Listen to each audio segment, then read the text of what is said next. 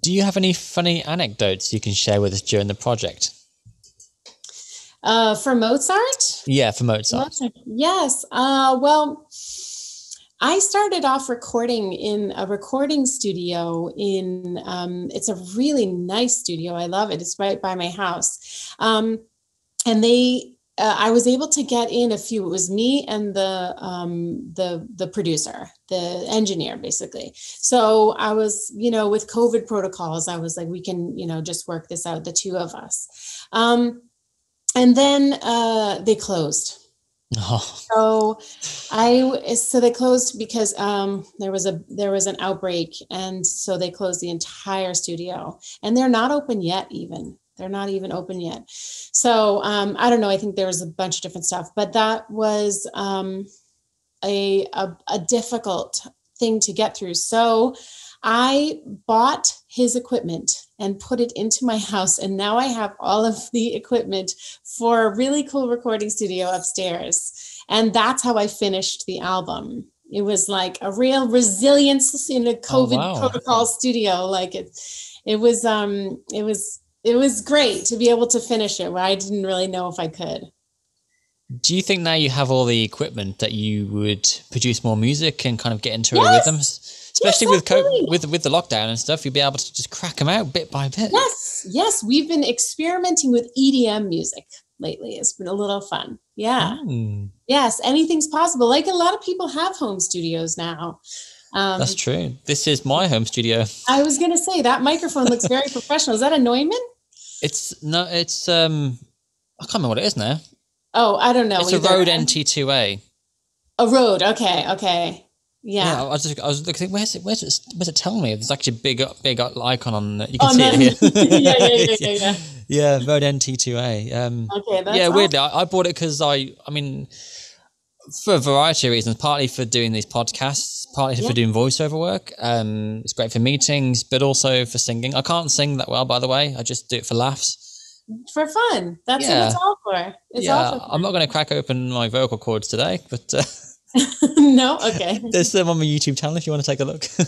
Awesome. And obviously, from a critique point of view, you'll probably notice there's a bit of auto tune in there, but don't tell anyone. Really? Oh no, there's no. Yeah. I didn't hear anything. No, that is industry standard to have auto tune on every song. Even if it sounds like they don't have it, they do.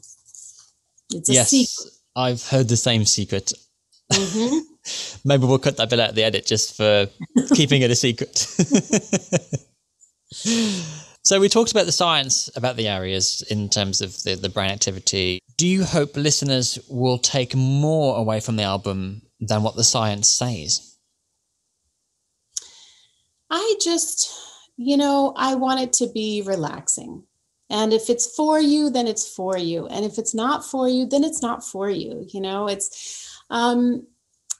People have such immensely strong feelings about classical music, but I feel like nowadays people are using music as like a tool, and particularly classical music can be used as a tool. So if you want to clean your whole house and you don't have the focus, or you use classical music to just, chill your brain out. Or if you want to study for your test and you just really want to have a calm, clear brain, then you can use classical music as a tool.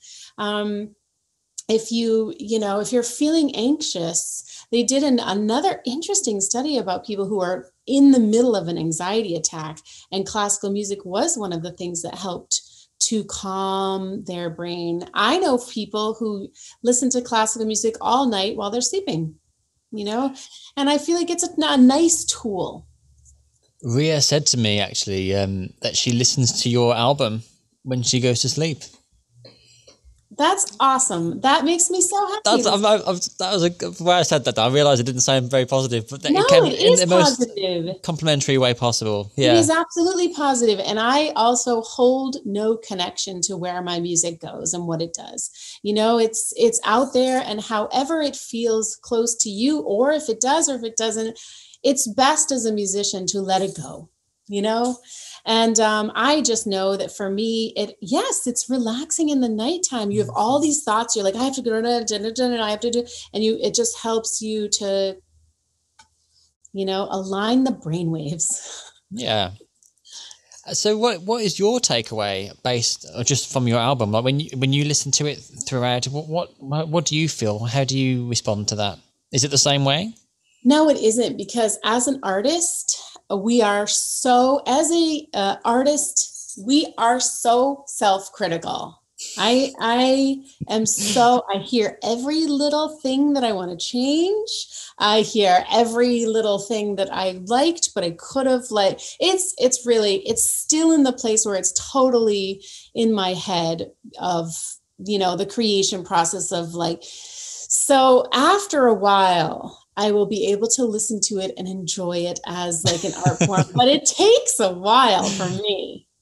It makes me wonder, actually, when it comes to live performances, we've already talked about how, a live performance is better because you get a thicker range, I guess, of the vocal cords and stuff. But when it comes to recording it, you mentioned you were there for hours, days, recording, trying to perfect every moment. Yes. Does that in some way put more pressure on you for a live performance, knowing that you were trying to get that perfection that you've been doing takes on for the recording in one sitting? And does that Yes, it does.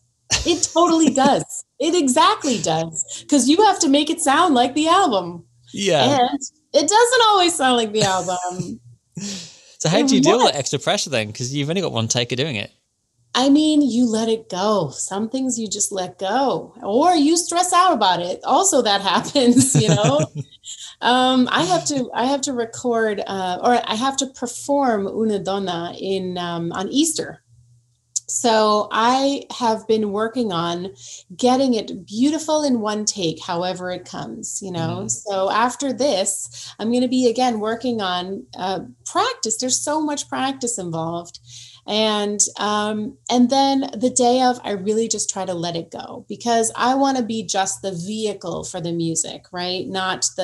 If you get in your own head about it, you really lose the performance aspect of it. You want it to be it's a gift, right? It's just, you're the vehicle, and however it happens, however it comes out, it's just what was meant to be that day. And I try to be at peace with that, because that's the best way to be a storyteller, Yeah, and I think that also goes with people who mime as well. It's like, yes, you can mime, but you don't get that raw feeling. I think having a live performance, however it sounds, it is that moment, and like you say, you're the vehicle on that day. So I think people can just relate to you better and connect with you better, and I think that's probably valued higher than actually how you perform it.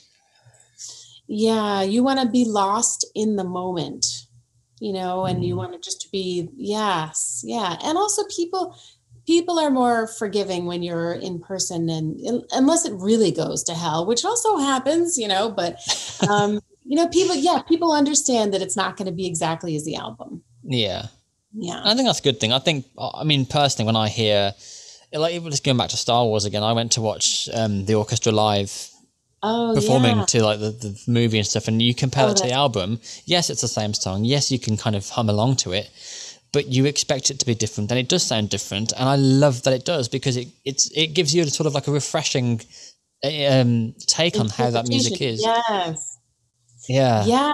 Yes. They're going to do crescendo in this section, and this section is going to be quieter. They held this part longer, and the conductor's interpretation is different. And actually, I love the instruments as well, because they're instruments that you don't pick up on the album. When you see them and hear them being performed, you go, oh, wow. So that's because there's sometimes I even watch the orchestra, and you see the violinists going, like the clappers just, and I'm going, I can't really hear them, but I know they're doing something. And then sometimes they come in and you get their little solo piece, and you go, I would never known that was the instrument. Oh, and I just love that whole insight into it.